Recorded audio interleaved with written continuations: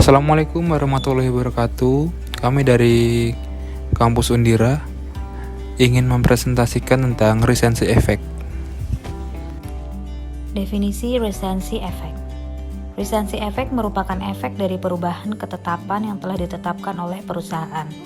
Recency effect dalam kinerja adalah proses evaluasi kinerja atau yang sering disebut dengan istilah performance appraisal atau yang dalam bahasa Indonesia artinya penilaian kerja, merupakan metode yang sangat efektif untuk dapat mengetahui kualitas kinerja dan kontribusi karyawan terhadap perusahaan. Sesuai dengan tema kami yang sudah dijelaskan sebelumnya oleh rekan-rekan kami, yaitu keberadaan recency effect.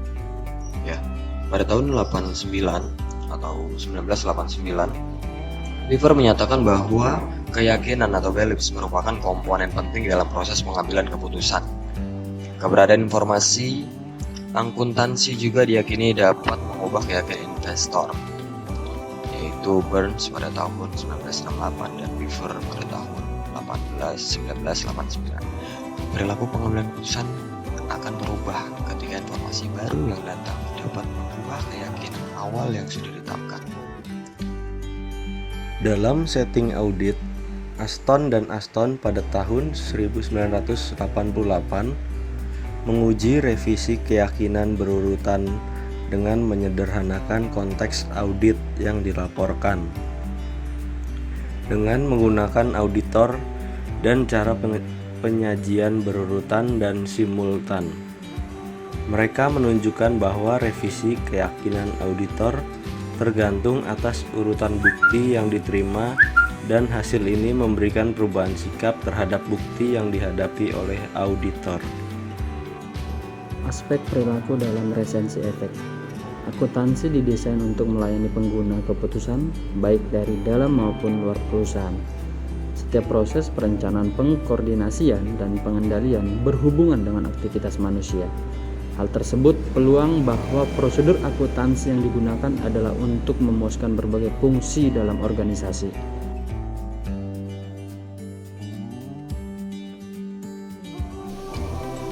Di Indonesia, menurut studi Sulistiawan dan Rudiawarni pada tahun 2019, membahas mengenai peran kelompok terhadap keputusan investasi saham. Partisipan yang mengambil keputusan menerima masukan atas diskusi kelompok membuat keputusan berbeda. Setelah menerima masukan dari kelompok, partisipan justru membuat keputusan yang menurun kualitasnya.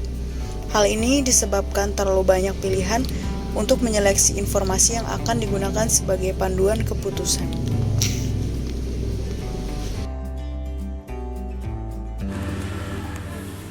Kesimpulannya, dalam pelaksanaan perubahan dalam organisasi diperlukan adanya sosialisasi kepada para karyawan untuk menggambarkan perubahan secara nyata dan mampu memberikan cerminan perubahan untuk dapat dilihat secara setiap karyawan tentang wujud asli dari perubahan guna menghindarkan terjadinya kebingungan para pegawai dalam mengapresiasikan perilaku dan budaya dalam bekerja, serta meminimalis resistensi yang menjadi penyebab kegagalan dalam melaksanakan perubahan organisasi tersebut.